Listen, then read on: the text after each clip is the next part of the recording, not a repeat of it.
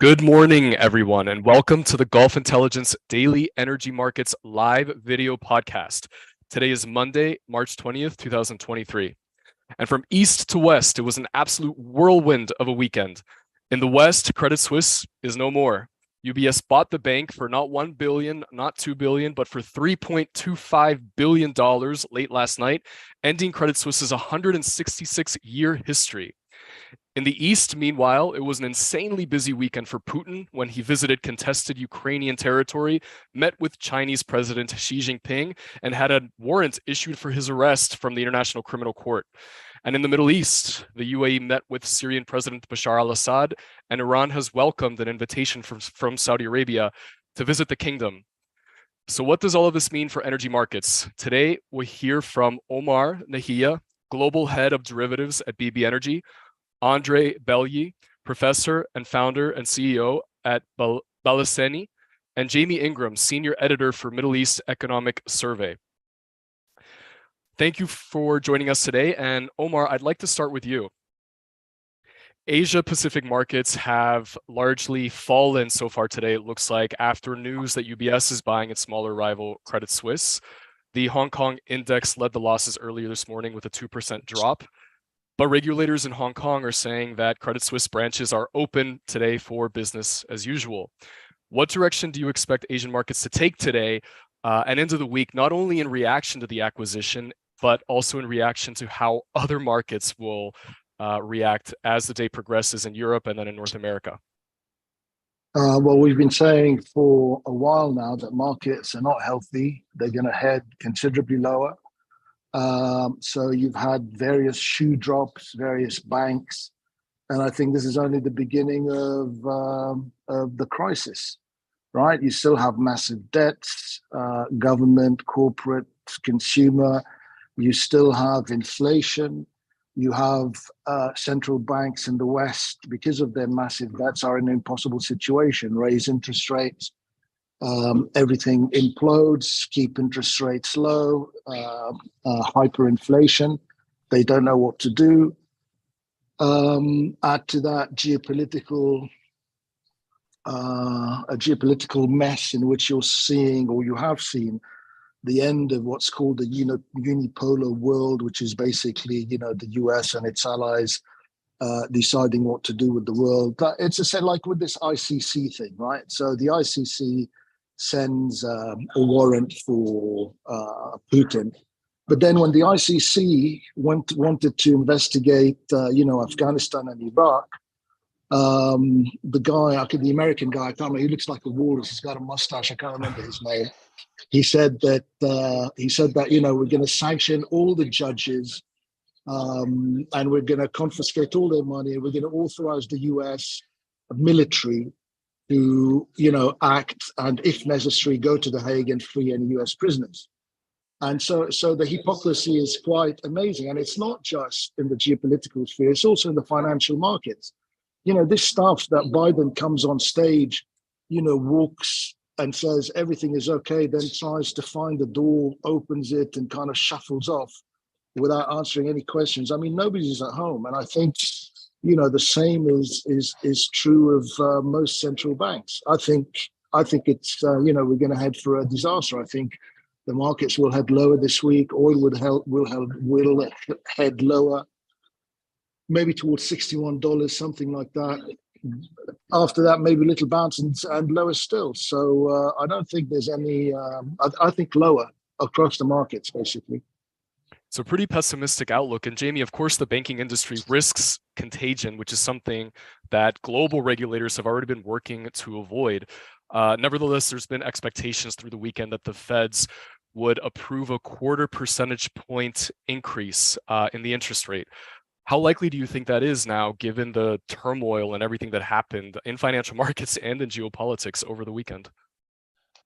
I'll be honest with you. I think that the Fed has shown a commitment to continuing with the status quo of they're effectively locked into the need to continue to raise interest rates, because, as Omar points out, their priority is effectively being to avoid the risk of this hyperinflation. They're well aware that this is the extent and the pace at which interest rates have been increased across the board by central banks, with everybody following the lead of the Fed, is unprecedented. And frankly, we don't have nobody has any idea of just how far the impact of these fluctuations will have, where this contagion will spread, and the extent to which of the scale to which this contagion spreads. But they're locked in on this course now. I think that if they reversed now, that would just spread more uncertainty through the markets. They know that there's a downside to continuing on this path, but they know there's also a downside of reversing it right now, and they're not going to risk that. So another raise, I think, is locked in. And with this expectation of a raise, Andre, I'll go to you next. Rate expectations, it seems like, has been on a swinging pendulum the past couple of weeks, back and forth, where some analysts are expecting a half-point hike, others are expecting the Fed to hold a line. Notably, Goldman Sachs has issued that expectation, or even a potential cut in rates. Do you think that the swinging of the pendulum when it comes to expectations is going to continue this week amidst so much tumult in financial markets? Andre, I don't know if you can hear me. You're still on mute. I have not followed financial markets. It's not my area, so you can pass to others while I'm waiting. Thank you. Sure, Jamie, I'll take that back to you, not only in terms of the expectations that are oscillating throughout the week, but also in terms of how this might impact the next OPEC decision, an OPEC Plus decision, honing in a little bit more on the financial markets, on the energy markets response to the financial tumult. Yeah, I think that, one thing that's at the forefront of a lot of people within OPEC's mind is that back in 2008, they were very much behind the curve when it came to reacting to the financial crisis then, the credit crunch. So they don't want to repeat that, make that same mistake again, as it were. People, sources that I've spoken to within OPEC, over the weekend have been very much, the fundamentals remain solid. We'll probably kind of need to wait a couple of weeks to see more data. So I think that the date that everybody needs to be honing in on is the 3rd of April. That's when the Joint Ministerial Monitoring Committee meets. Now, that doesn't have the power to change OPEC Plus policy, but it can recommend that they make a change, and it can basically call for an extraordinary ministerial meeting to come in and rubber stamp, this is the change we're going to cut extra. So the fallout that we're going to start to see today from the impact of this Credit Suisse collapse will force their hand at some point. I mean, if Omar is correct and the markets do indeed just continue going south in the next week or so, then I think we'll see that 3rd of April will be a turning point, and OPEC will take more barrels off the market. If things don't go as badly as everybody's worried that they will, and OPEC Plus had certainly priced in some fallout from this, again, unprecedented increase in interest rates across the board from central banks, then they can just say we were expecting some fallout. That's why we cut back in November. We're still on this path. It's the right thing to do. And Omar, you've mentioned on previous podcasts that there's a credibility issue oftentimes coming from the West at this point, and in terms of media, in terms of geopolitics, but now credibility is becoming a buzzword this past week when it comes to the banking system and when it comes to the Fed's decision-making process. And analysts are saying now that the Feds are going to lose credibility if they don't do anything and they just hold the line. How much do you think of a credibility crisis or credibility issue the Fed is experiencing right now? Is 25 bips, would a 25 bips hike be enough to maintain credibility? No, of course not. So basically you got inflation, depending what you look at, if it's consumer price inflation or if it's factory inflation, it's basically massive. Let's call it 10% on average for everything, right? And you've got interest rates basically at 4.5%. Okay, so it's not credible. They're not trying to fight inflation. They don't know what to do. So they keep pushing interest rates up a little bit, but not enough to fight inflation. And then they tell you there's too much liquidity, free money since 2008, blah, blah, blah. Well, with this banking crisis, what they're doing is injecting massive liquidity into banks. Okay, so you can't have it both ways. So, I mean, I saw a very interesting graph which said that they started raising interest rates and wanting to remove liquidity from the market in about March last year, just after the invasion of Ukraine.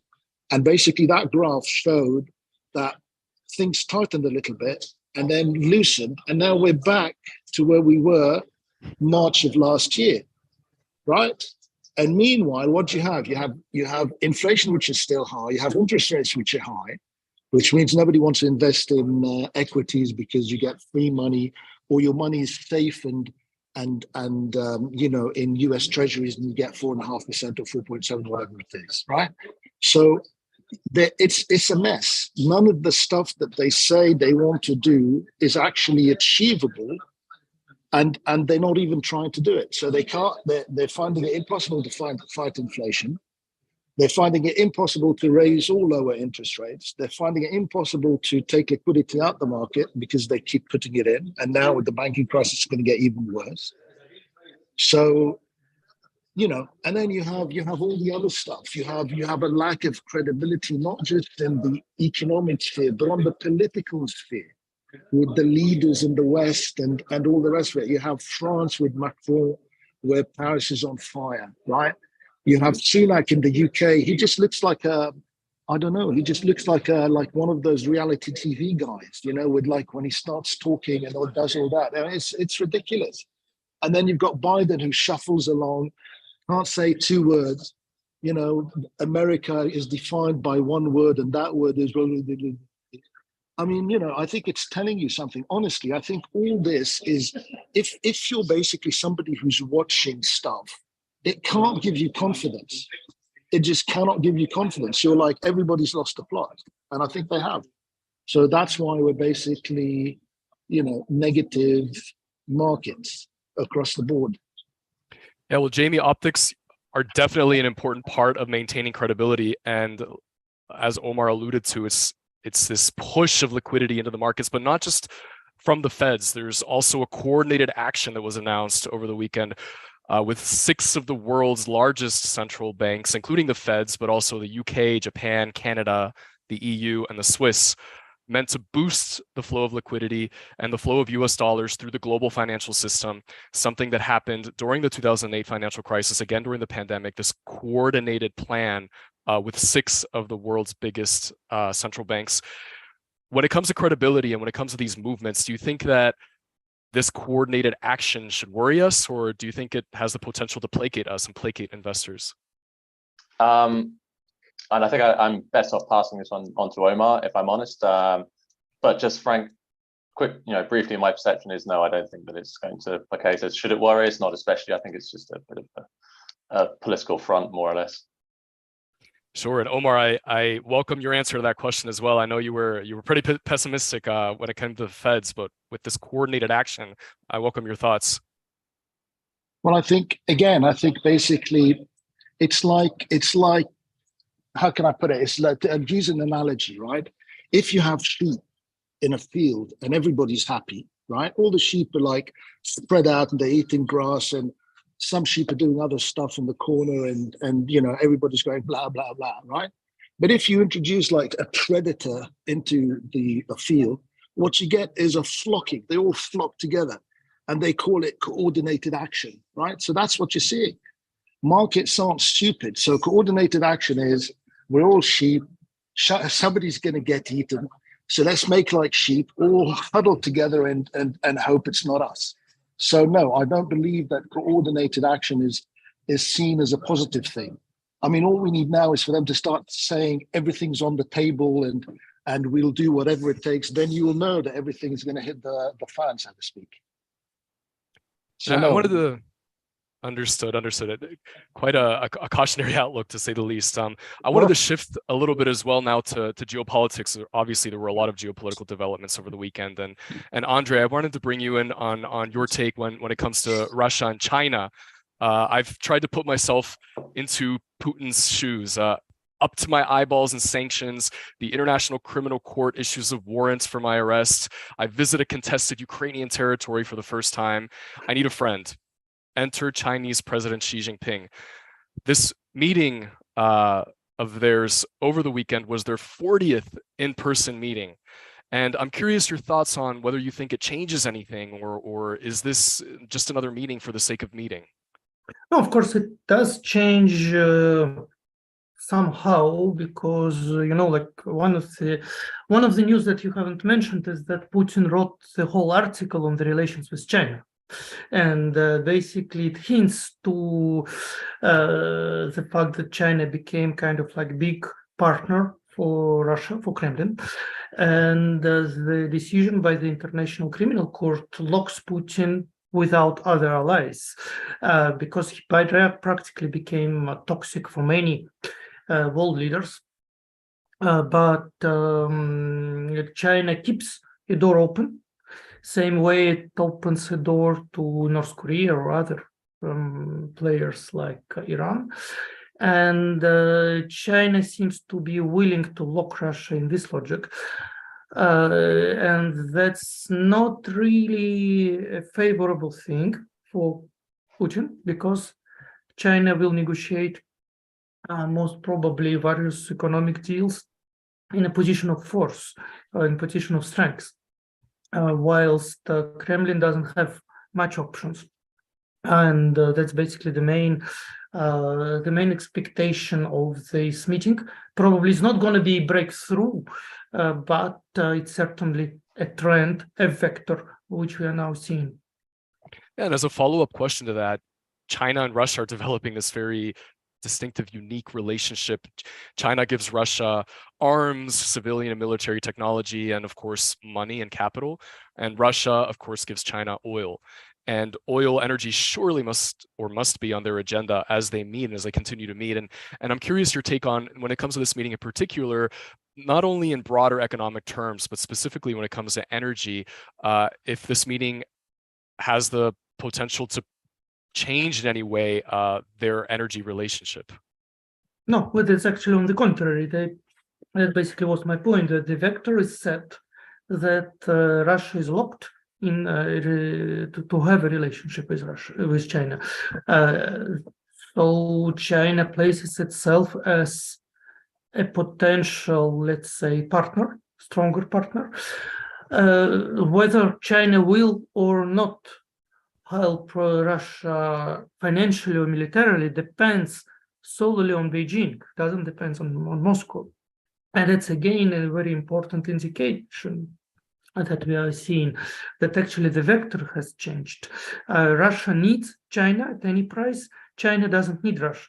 And that's basically what is now different compared to the relations, let's say, 5 or 10 years ago. And of course, Jamie, taking it back over to you, China has also recently brokered a rapprochement between Saudi Arabia and Iran as it seeks to displace part of the US's strategic influence in the region, in the Middle East.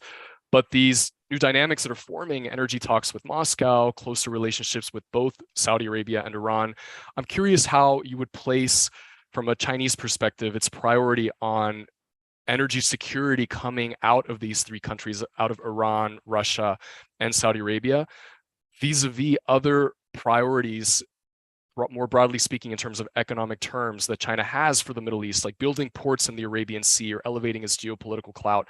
Where on how much of weight does energy now have for China compared to these other broader geopolitical and economic priorities in the region? Yeah, China's certainly been very busy in the last few weeks. They've been making a lot of splash headlines. Yeah, as you say, they were just in the middle of brokering this Iran-Saudi normalization deal.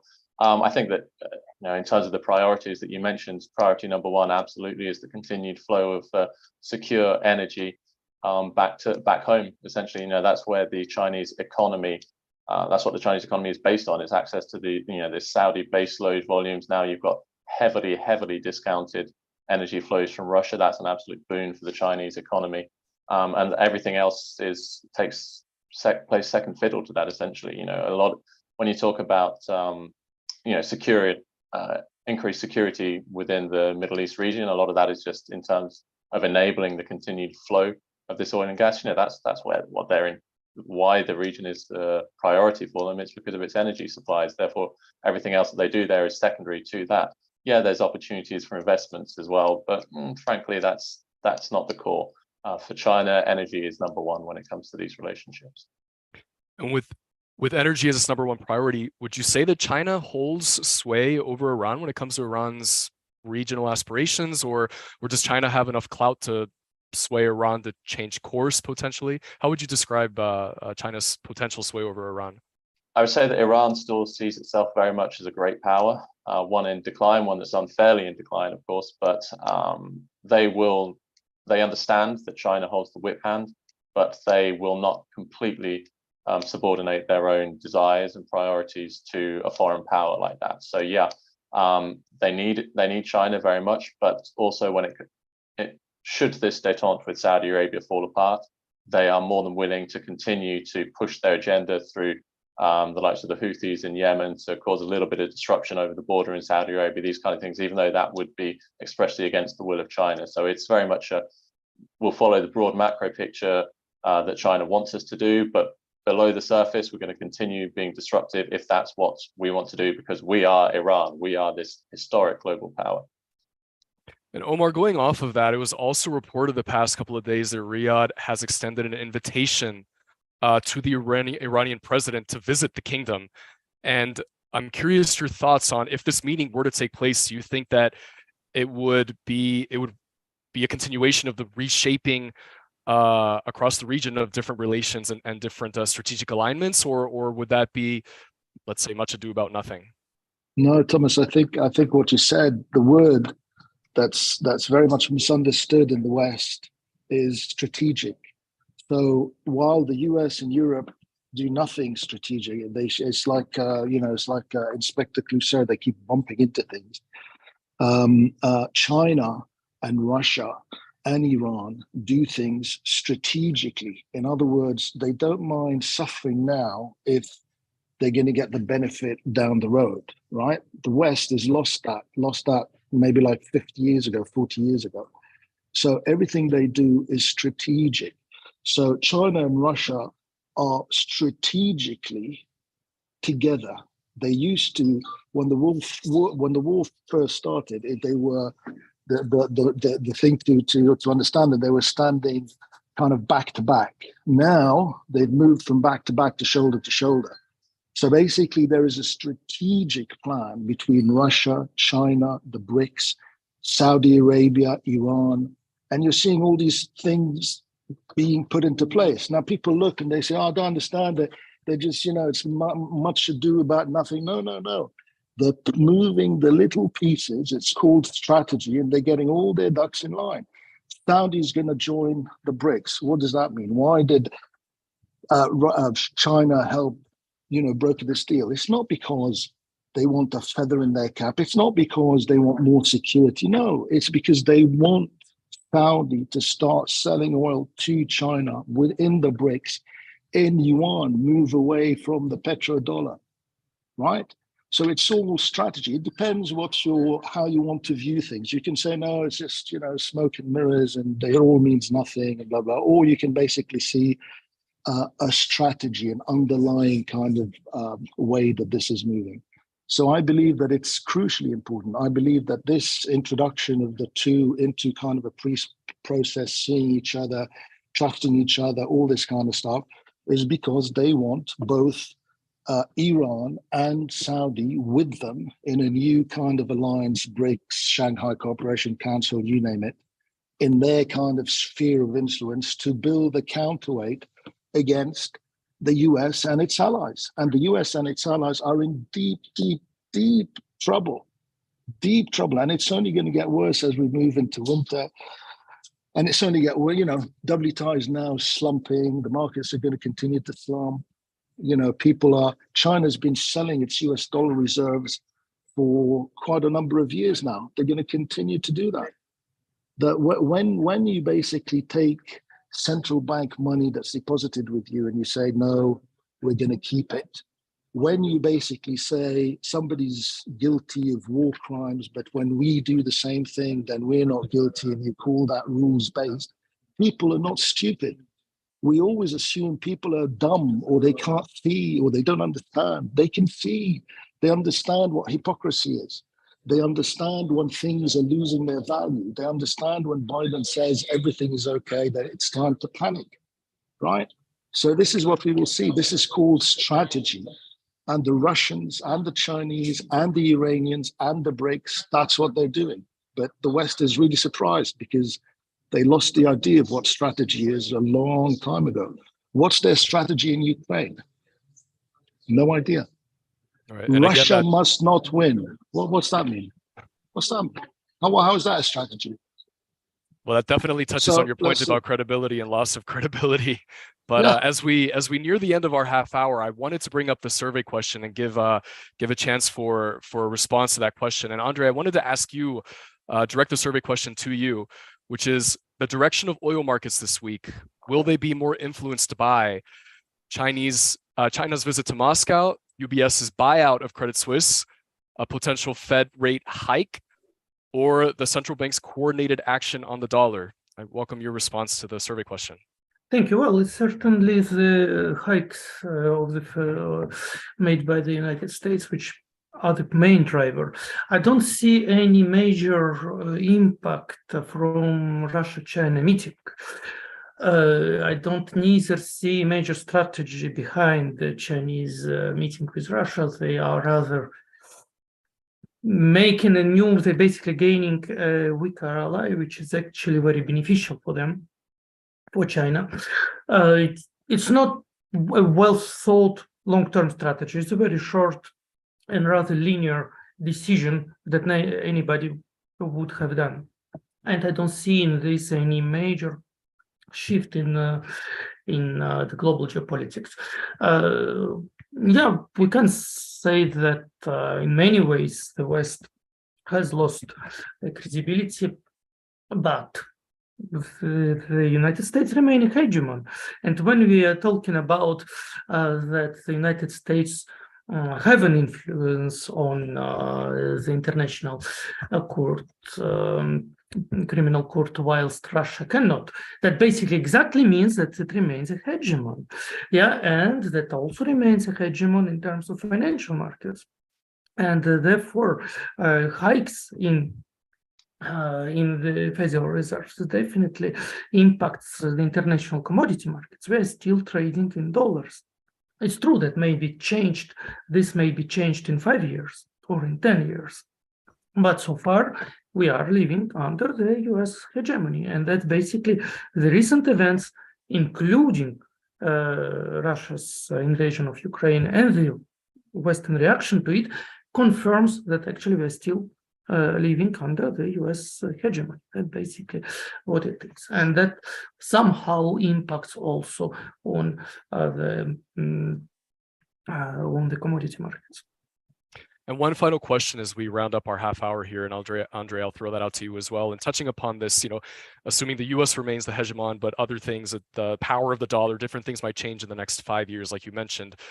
In terms of Asia's trajectory, let's say for the next 5 years, is predicted to account for 50% of global electricity consumption, not even in 5 years, but by 2025, 2 years from now.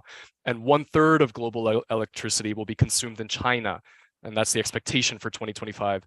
And I'm curious if beyond 2025, or considering China's clout in the energy consumption sector, what power sources you think are worth keeping an eye on for Asian markets at this particular point in time, but into the future, whether it's coal, nuclear, hydropower, hydrogen, or anything else that comes to mind? No, it's a difficult question that I guess every Asian state will decide for themselves. Regarding China, if they are keeping the dependency on LNG and on natural gas, they're definitely in a very vulnerable position because they cannot over-rely on coal because of very difficult environmental situations. It's not only about climate change, it's mostly about local environmental particles pollution. And for them, relying on LNG is a very risky game because LNG market can be easily influenced against them, particularly when they have Australia or Qatar or others that can be easily influenced by the United States, who remain a hegemon. So therefore, they are interested in getting Russian resources, but they don't want to have Russian resources on being on equal footing with Moscow. They would like to have Russian resources whilst they are in a driving seat in the negotiation. And therefore, they're quite interested in this kind of situation which occurs now. Thank you. Well, definitely much to consider, and we'll delve deeper into that with the Daily Energy Markets podcast for the rest of the week. But for today, we've run out of time. So I'd like to thank the three of you for joining us, Omar Nahia, Andre Belli, and Jamie Ingram. Thanks for taking the time to speak with us today, and have a great rest of the day. Thank you, guys. Thank you. Thank you. Thank you.